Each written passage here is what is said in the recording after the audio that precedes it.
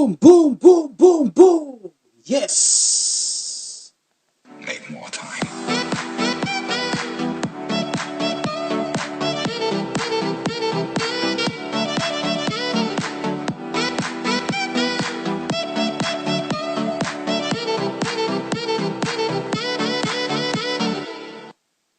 Yes, kembali lagi sama gue di sini.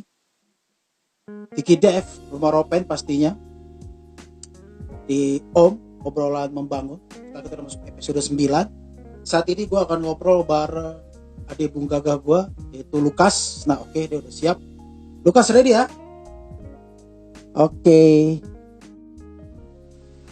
Halo Bung. Iya ada Hai, tepuk tangan ya. Hai, sedap ya. Brother, nih ada view gak ada view, kita jalan Ya. terus karena kita Siap. mau ngebagiin kasih kabar baik aja. Jadi nanti gue akan juga masukin ke YouTube gue juga. Oke. Gue edit Siap. masukin ke YouTube. Oke, Siap Ada? Bung. langsung aja. Yes. Apa kabar jadinya? Baik, puji Tuhan. Sehat selalu. Bung gimana? Puji Tuhan baik seperti lo lihat ya kan. Kan? Adek, jadi Ya. belakangan nih adek bisa kenalin diri. Adek gak sedikit Oh, iya. aja latar belakang terus apa yang adek kerjain dan ya orang-orang yang mungkin Siap. tahu adek bisa tahu. Oke, ini ngomongnya beta ale aja ya Bung, apa lo gua? Bebas. Sikat. Bebas ya. Oke, nama gua Lukas, umur 23 tahun.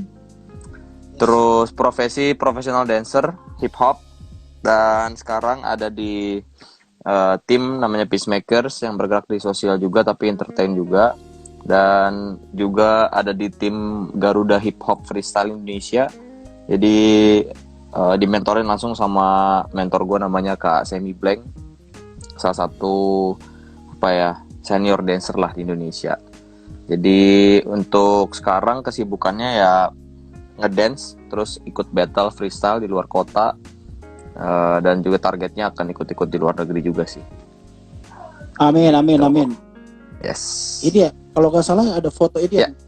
Oh iya benar, itu tim Garuda. Ada yang Nah ajak itu juga, tim Garuda. personilnya. Sedap. Yes Bung.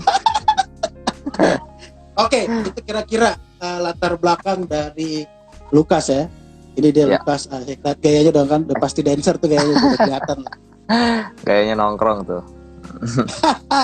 Oke Ade, Ya. terus sengaja ini kan konten gue ini adalah obrolan membangun. Jadi Yap. di tempat ini gue bahas soal hal-hal yang bisa membangun, memotivasi dan nguatin orang lain dari cerita hidup kita. Yang di sini terutama cerita hidup Ade gitu. Jadi siapapun yang bicara di sini, mereka punya waktu untuk bisa ngobrolin tentang kebaikan Tuhan di dalam hidup mereka, bukan kehidupan orang lain ya. Ya benar. Bukan Ale gitu. Jadi kalau ada yang mau cerita, ini tempatnya sekarang. Gitu. Oke, Siap. jadi sekarang sebenarnya Ade udah kasih bocoran ke Beta kalau Ade mau bawain soal semua dimulai dari hati ya. Yes, benar banget Bung. Beta sengaja Semua kasih topik di flyer Beta supaya orang-orang penasaran. Kalau orang lihat-lihat, judulnya kurang asik males ah. Nah, Beta kasih 3 layar dulu biar orang saksikan secara langsung. Oke, Ade, Siap. sikat. Apa yang Ade mau bagiin boleh silakan. Oke, selamat malam ya berarti ya. Ini WIB Yes. sekarang jam 7:30 malam. Ya. Ya paling apa yang udah Tuhan taruh atau apa yang udah pernah gue alamin sendiri sih ya, ini yang bakal gue share hari ini sih. Jadi gue nggak mau terlalu so tahu untuk ngutip sharing dari orang atau Yes. belajar dari orang lain, tapi selalu belajar dari pengalaman yang Tuhan kasih dalam hidup gue gitu. Nah, kalau bilang dimulai dari hati kan pasti ini luas ya. Apa nih dimulai apa ya kan? Apa yang harus dimulai? Apa maksudnya apa sih dimulai dari hati? Nah, hari ini gue sendiri mau bahas tentang dimulai dari hati dan akan mengerucut gitu loh. Tujuannya kemana? Yes. Oke. Nah, jadi hari ini ayat yang gue ambil cuma dari satu ayat dari Amsal 4 ayat 23. Kayaknya kita baca dulu kali ya Bung ya. Oke dong. Jagalah hati Beta itu. bisa. Yes, Beta bisa bacain Siap. sih. Simple banget. Amsal 4 ayat 23. bunyinya gini. Jagalah hatimu dengan segala kewaspadaan, karena dari situlah terpancar kehidupan. Simpel banget ya. Jagalah hatimu dengan segala kewaspadaan, karena dari situ terpancar kehidupan. Awal-awal jadi pribadi yang lebih baik dan dimentorin langsung sama Kak Suban, Muhammad Suban. Adik, maaf. Ya. Maaf. Muka adik dong, biar kasih lihat. Oh iya, sorry. Nggak pakai ini nih soalnya, pakai tangan sendiri soalnya suka turun. Aduh doi, siap-siap setengah 1 jam sih keram. Oke, lanjut. Biar orang bisa lihat muka adik tuh. Siap. Jadi waktu awal-awal gue berubah, maksudnya jadi lebih baik itu tahun 2014 akhir awal-awal 2015. Nah, langsung dimentorin sama Kak Suban, Kak Muhammad Suban yang ketuanya Peacemakers itu sendiri. Nah, ayat yang paling nempel di kepala gue tuh cuma ayat ini. Jagalah hatimu dengan segala kewaspadaan, karena dari situ terpancar kehidupan. Nah, dari situ langsung ini apa ya, sebenarnya bingung gitu. Apa sih yang dijaga? Kok kenapa hati yang dijaga gitu? Setelah direnungin, akhirnya dapet. Nah, satu poin pertama yang gue dapet itu adalah semua yang kita lakukan harus pakai hati. Harus pakai hati kita melakukannya. Karena waktu kita melakukan sesuatu dengan hati, tandanya kita lagi belajar untuk jadi tulus atau nggak pura-pura atau nggak fake. Oke. Kalau dari hati. Nah, itu poin yang pertama. Sesuatu yang kita lakukan harus pastikan hati kita tulus melakukannya. Oke. Yes. Nah, di poin yang kedua yang gue dapet, sesuatu yang kita percaya dengan hati bisa buat kita jadi orang yang kuat dalam berkomitmen. Nah, ini tadi setelah beta renungin lagi catatan beta, ternyata ini lebih lebih masuk aja maknanya. Yang poin kedua. Jadi sesuatu yang kita percaya dengan hati bisa buat kita jadi orang yang kuat dalam berkomitmen. Berkomitmen dalam hal apapun. Dari sekolah mungkin, dari kerjaan, atau dari target yang dikejar, atau kalian punya mimpi apapun gitu. Kalau kita percaya dalam hati kita, itu bakal buat komitmen kita makin kuat. Gitu. Nah, yang ketiga, jaga hati. Ya kan, ayatnya tadi bilang jagalah hatimu dengan segala kewaspadaan. Ya kan. Nah, dari sini gue cuma dapet jaga hati sama dengan hati-hati dalam bertindak. Karena sesuatu yang kita lakukan, kita harus pastikan yang di poin pertama itu kita pakai hati apa enggak. Kalau kita nggak pakai hati, sama aja kayak kita lagi pura-pura atau lagi kosong aja gitu. Kayak misalnya kita ketemu orang di jalan, bawa bapak gitu, dia nggak minta-minta sih, dia lagi duduk biasa di jalan gitu, terus kita kasih duit, cuma nggak ada makna apapun gitu. Tapi kalau kita lakukan itu dengan hati kayak oke, saya mau belajar untuk memberi lewat hati saya mau belajar untuk tulus supaya bapak itu bisa dibantu, bisa kebantu gitu, walaupun nggak banyak, tapi kalau kita lakuin dengan tulus, itu baru yang namanya tulus gitu loh. Itu baru yang namanya pakai hati. Karena kalau cuma ngasih doang, sama aja kita nggak pakai hati, sama aja kita lagi lakuin rutinitas gitu, atau sesuatu yang kosong gitu, lakuin sesuatu yang kosong. Jadi jaga hati sama dengan hati-hati dalam bertindak. Itu poin yang ketiga. Nah, poin yang keempat ini mungkin hampir setiap orang pernah alamin ini ya, sakit hati, ya kan?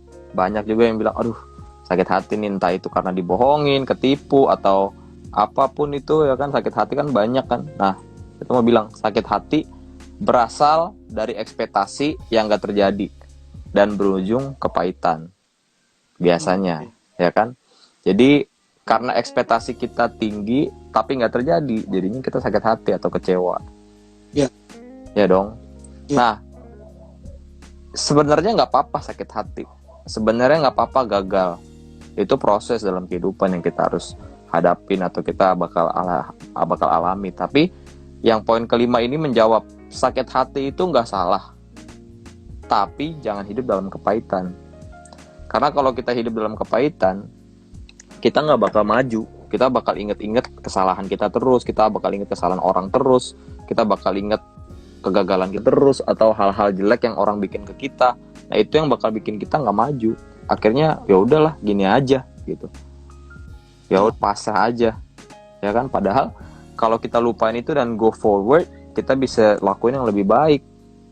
Banyak contohnya orang-orang hebat di luar sana yang mungkin ya banyak orang di luar sana yang mungkin merasakan gagal yang bikin dia jadi sakit hati, atau merasakan kekecewaan dari orang lain yang bikin mereka sakit hati, tapi bagusnya nggak hidup dalam kepahitan. Jadi mereka sendiri bisa terus lanjut dalam hidup mereka dan jadi sukses gitu. Kita nggak tahu backgroundnya Michael Jackson, backgroundnya Michael Jordan, ya kan, backgroundnya Justin Bieber, tapi yang beta percaya juga pasti mereka pernah ngalamin kegagalan dan pasti mereka pernah ngalamin yang namanya sakit hati. Nah, kalau mereka hidup di dalam situ, mereka nggak akan jadi orang yang seperti sekarang gitu, jadi orang yang sukses. Nah, beta belajar sih dari awal-awal perubahan beta untuk melepaskan sakit hati, atau ya udah nggak usah hidup dalam kepahitan gitu, karena itu nggak menguntungkan, justru merugikan kayak gitu. Nah, jadi jangan baperan lah ya. iya bisa dibilang gitu bahasa gaulnya. Jangan terlalu baperan ya kan. Lanjut. Jadi gampang ya, lebih mudah memaafkan aja biar nggak hidup dalam kepahitan kayak gitu. Nah, yang terakhir sebelum masuk kesaksian nih sebenarnya poinnya sih yang di kesaksian ini nih, karena ini titik perubahan, salah satu titik perubahan hidup beta gitu. Yang terakhir ini, kalau memaafkan dari hati pasti akan sampai ke hati juga. Jadi kalau kita cuma maaf hanya di mulut, gue maafin gue ya kalau gue salah, hanya di mulut, orang yang kita minta maaf juga nggak akan rasain apa-apa ya, kosong aja gitu, kayak hampa. Tapi kalau kita lakuin itu duluan dari hati sebelum kita ngomong ke orang itu beta yakin akan sampai ke hati juga, dan itu yang dibilang memaafkan dengan tulus menurut beta kayak gitu. Nah, jadi poin-poin itu sih yang beta dapat dimulai dari hati. Apapun yang kita lakuin, kita pastiin kita harus mulai dari hati. Mimpi kita atau ngerjain tugas, mungkin sekolah, ngerjain kuliah, ngerjain kerjaan, itu kita harus mulai dari hati. Karena kalau nggak dari hati, kita bakal lakuin itu sebagai rutinitas yang nggak membangun kayak gitu, dan nggak ada tujuan jadinya. Tapi kalau misalnya kita pakai hati, akan terus termotivasi, kita akan terus semangat gitu untuk lakuin apa yang kita mau gitu. Dan sampai sekarang ya puji Tuhan, apa yang beta lakuin sebagai dancer, beta tetap lakuin itu pakai hati. Jadi beta tetap bertahan sampai sekarang untuk tetap ngedance ya gitu. Dan ya itu membawa beta ke beberapa kota, bahkan sempat ke Singapura juga untuk lakuin battle, karena beta tetap lakuin itu dengan hati. Jadi tetap termotivasi gitu kayak gitu sih. Dan ya yang poin yang terakhir akan ya itu waktu di Singapura. Dan waktu yang terakhir sih ya itulah poinnya, kalau kita memaafkan, kita harus pastikan maafin dari hati. Nah, lanjut langsung ke ini kali ya Bung ya, kesaksian ya. Silakan. Soalnya yang poin terakhir itu nyambung banget sama kesaksian yang beta alami. Oke, siap. Jadi dari di tahun 2014 atau 13 gitu tuh ada masalah keluarga beta, sama ada bisa dibilang pangkatnya dia om lah gitu, karena dia sepupuan sama bokap gitu lah ceritanya. Nah, terus dia bikin kayak masalah sama keluarga beta, sama mama beta, sama kakak beta, sama adik-adik beta, bahkan sama papa beta juga dia bikin masalah gitu. Habis singkat cerita ngerembet ke beta juga, karena beta bagian dari keluarga ini kan. Ya kan, kalau istilahnya kalau dia ngusir orang ya beta juga turun tangan gitu loh. Nah, di tahun 2014 2015 awal kan ikut Peacemakers. Nah, waktu ikut Peacemakers, Kasuban, mentor beta sendiri ngajarin tentang ya kita harus maafin dengan tulus. Yang ini poin yang terakhir ini, kayak jagalah hatimu dengan segala kewaspadaan, karena setiap apapun yang kita lakuin, entah itu baik atau buruk, kita harus pastiin itu itu bener dari kita atau bukan gitu, atau kita cuma mau ikut-ikutan gitu. Kalaupun kelakuin kesalahan ya kita jangan sampai kepikiran sama kesalahan itu terus, dan kalau misalnya orang bikin salah sama kita juga, kita jangan sampai kita mikirin kesalahannya doang gitu. Nah udah, habis itu beta belajar untuk apa yang harus beta lakuin sekarang ya. Terus beta ingat saudara beta yang ini nih, yang pangkatnya om ini. Soalnya di titik itu beta benci banget sama orang itu, beta marah banget sama dia gitu, karena dia sampai istilahnya sampai main fisik gitu sama saudara beta, sama keluarga beta gitu kan. Kita benci, dan pertemuan terakhir beta sama dia itu kita berantem, aku pukul one on one, dan dia posisinya badan lebih besar dari beta gitu, tapi aku pukul gitu ya kan. Udah, singkat cerita, seiring jalannya waktu beta ikut peacemaker, dan yang ditanamin sama Kasuban gini, karakter peacemaker itu harus ada di dalam hidup kita. Jangan cuma kita pakai kaosnya, tapi karakter itu harus ada. Nah, beta pikir peacemakers itu kan pembawa damai. Kalau betanya sendiri belum damai, berarti beta belum bisa dibilang peacemaker. Ya kan? Akhirnya dalam pikiran beta, yang pertama harus beta lakuin, beta harus maafin dia, om beta ini. Ya kan? Tapi sementara kita udah nggak tinggal bareng gitu, dia udah tinggal di mana beta nggak tahu. Terus kayak beta cuma berdoa, Tuhan, saya mau maafin dia dari hati saya gitu, saya nggak mau benci sama dia. Dari situ waktu rasa marah, rasa benci itu udah nggak ada dalam hati beta gitu ke orang ini. Kita udah kayak udah lepas aja gitu. Jadi ternyata kuncinya tuh di awal kita doa dan kita minta Tuhan maafin gitu. Kita minta maaf, kayak Tuhan maaf kalau saya pernah marah sama dia, kayak gitu. Karena beta disadarin juga, kita marah sama orang itu Tuhan sayang juga, ya kan? Jadi kita nggak punya hak buat marah sama orang itu gitu. Akhirnya udah, singkat cerita, beta belum ketemu sama dia selama kira-kira 2 tahun atau 1 tahun setengah. Beta nggak ketemu sama sekali sama dia, tapi beta udah punya rencana, waktu beta ketemu, beta mau minta maaf, padahal kalau dibilang yang salah dia gitu. Tapi kayak Tuhan ajarin ya, kamu yang harus memulai. Nah, tapi seiring jalannya waktu, sebelum ketemu dia itu 1,5 tahun, ada beberapa kali beta didapat mimpi. Kan pertemuan kita terakhir kan berantem ya, tiba-tiba tuh kayak kepikiran di mimpi itu gambarannya beta ketemu dia, terus dia gebukin beta. Jadi dia yang marah banget sama beta gitu, dia yang kayak gebukin. Beta beberapa kali dapet mimpi itu, terus beta jadi kayak terintimidasi untuk kayak takut gitu buat ketemu. Tapi di dalam satu sisi Tuhan ingetin, enggak, tetap kamu, walaupun kamu dipukul, kamu jangan lawan, kan kamu mau maafin gitu kan. Tuhan, itu bukan cuma satu kali mimpinya, Bung, berkali-kali. Jadi beta dapat gambaran, wah, jadi takut ya kan. Tapi Tuhan tetap kayak itu kuatin untuk ketemu aja, kamu harus ketemu, harus selesaikan gitu. Beta sendiri tetap berani buat ketemu, beta tetap pengen ketemu dia ya kan. Satu ketika beta lagi naik motor sendiri, dan di luar dari tempat beta tinggal, di perumahan betanya gitu loh, bukan di dalam perumahan beta. Jadi di luar ekspektasi beta juga sih, tiba-tiba ketemu dia. Terus dia lagi berdua sama temennya, Bung. Dia lagi berdua sama temannya. Beta ingat banget yang Tuhan ajarin untuk datang samperin minta maaf. Kira beta berhenti, dia lihat beta lihat dia, beta berhenti, beta samperin, beta bilang, Om, maafin beta ya kalau beta punya salah. Ekspektasi beta karena beta punya mimpi beta bakal digebukin dia, beta udah siap badan untuk dipukul ya kan. Lo pukul, gua nggak bakal bales gitu. Beta udah siap badan. Tapi waktu beta minta maaf, dia malah nangis, Bung. Dia justru nangis, dia justru malah peluk beta gitu. Nah itu yang beta bilang, dari hati nyampe ke hati maafnya.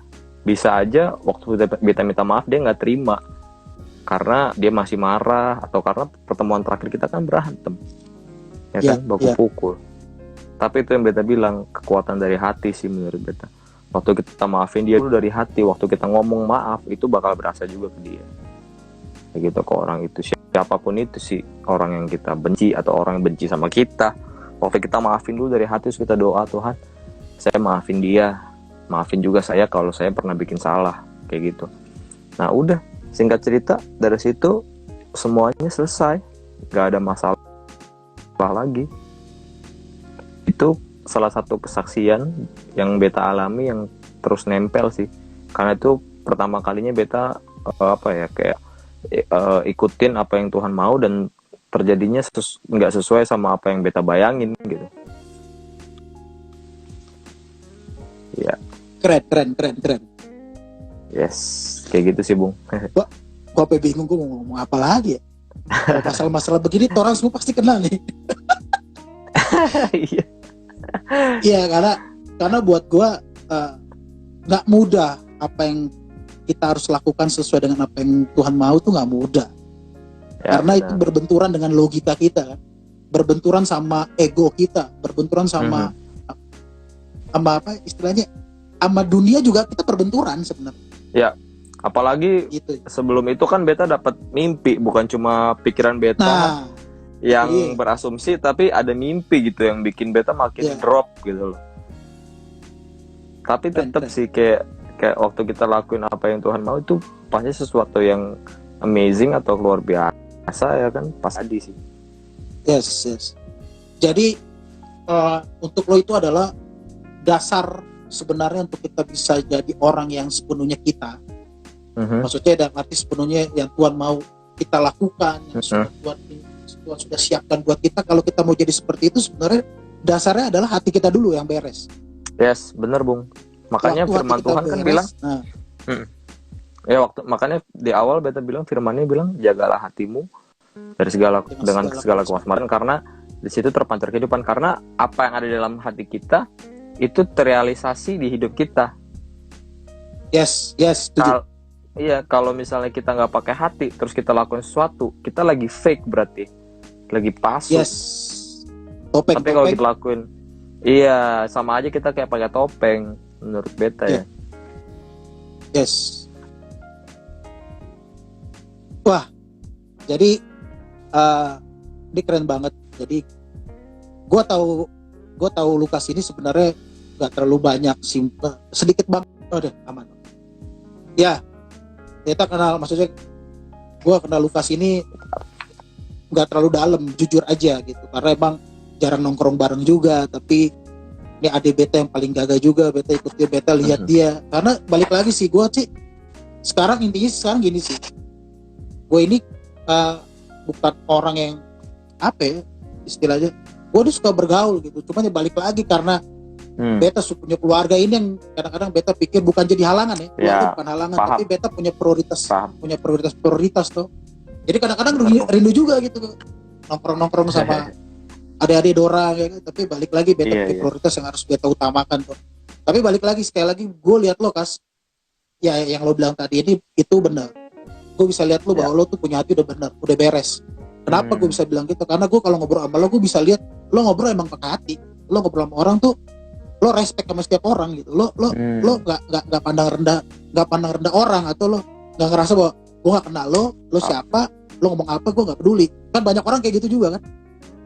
Tapi lo bisa, siapapun mereka yang bicara sama lo respect sama mereka gitu. Lo bisa tunjukin bahwa gue terima kalau ngobrol apa itu gue, dan gue tanggapin gitu. Nah itu buat gue juga salah satu apa pancaran yang kelihatan lah setidaknya. Dan juga pelayanan kita di Peacemaker juga bareng kan, asik di bareng Peacemaker. Iya, sama Bung Kiki. Iya dulu. Iya. Dan yang gue bingung kenapa waktu lo lagi ngedance gue udah gak ngedance, itu doang sih. Gue dulu juga ngedance. Ternyata waktu Ale lagi dance beta selesai. Aduh. Kalau kita masih sama-sama kan mantap. Iya, Bung, generasi. Bung Semi juga udah besar juga tuh badan tuh. Iya, Bung, sebesar, cuma dia emang masih bagus. Konsisten dia konsisten banget. Iya, Oke, Bung. jadi kira-kira Kas, lo pengen kasih pesan apa buat teman-teman? Simple aja, kata-kata simple supaya mereka juga mengerti bahwa bukan cuma mereka yang punya rasa sakit hati sama orang, siapapun mereka yang tadi lu ngomongin. Lu bisa kasih satu pesan nggak untuk nguatin mereka? Ya, kalau menurut beta sakit hati itu luka ya. Siapa yang tahu sembuhnya itu diri kalian sendiri. Dan kalian sendiri yang bisa sembuhin itu. Cara sembuhinnya ya kalian harus maafin kesalahannya, jangan inget-inget kesalahannya, dan udah lepasin aja segala kesalahan yang dia pernah bikin dan maafin dari hati kalian. Gitu. Is great.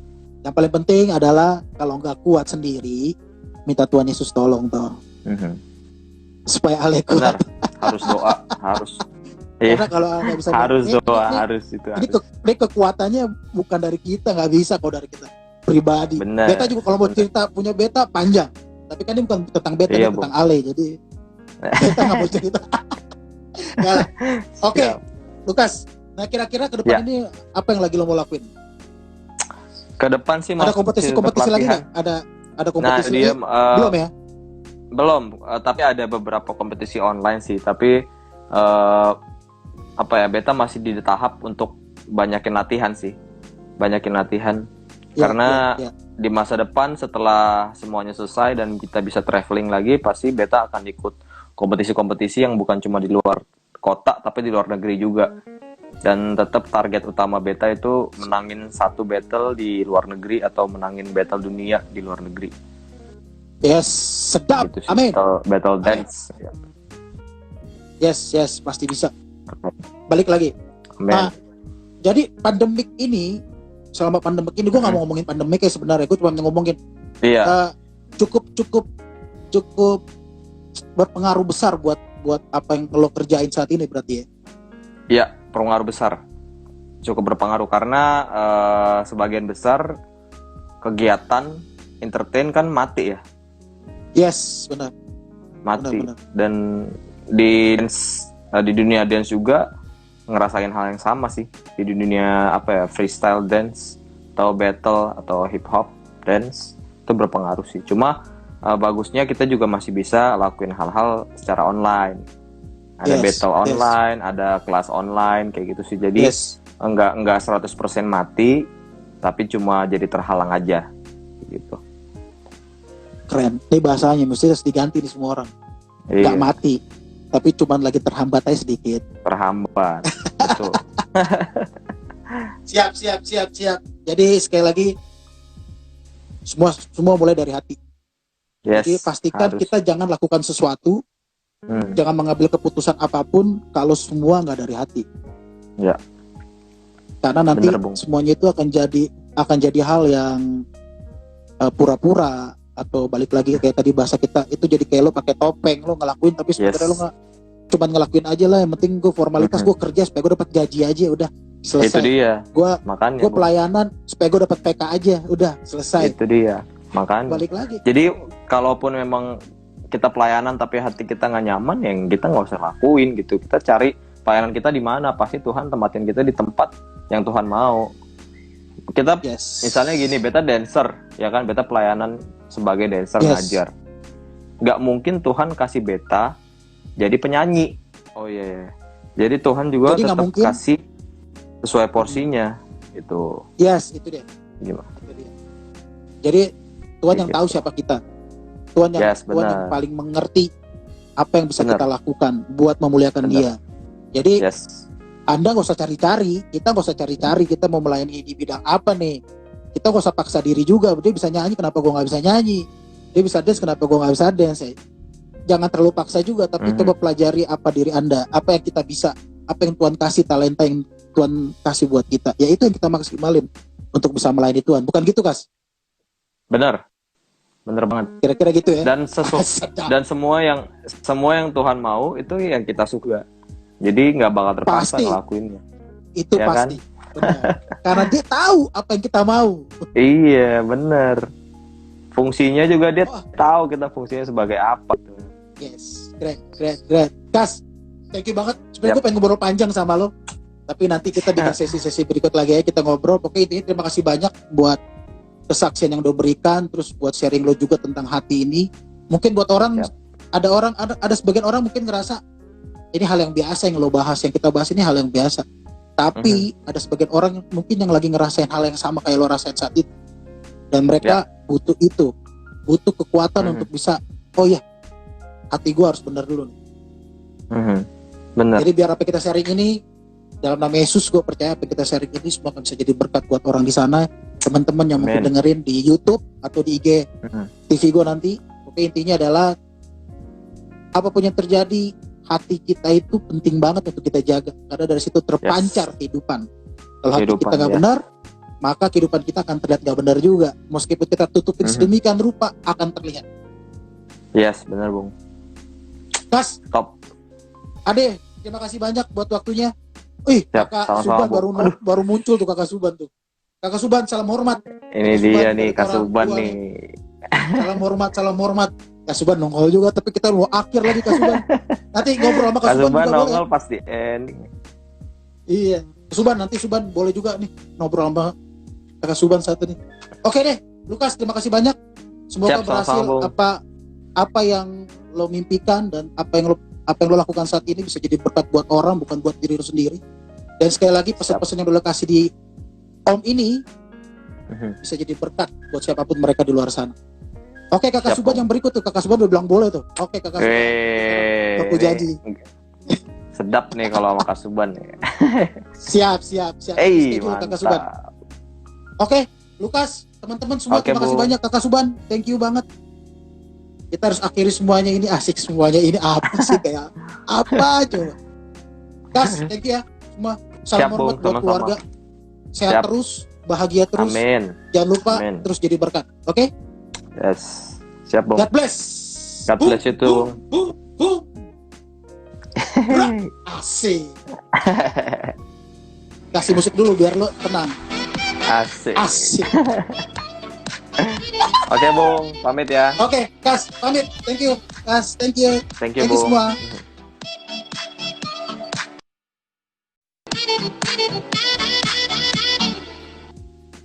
Thank you guys. Terima kasih banyak udah siapin waktu untuk nonton Om ini. Sekali lagi biar apa yang kita buat ini bisa menjadi berkat buat kalian semua di sana. Tuhan Yesus berkati. Salam hormat buat semua. God bless.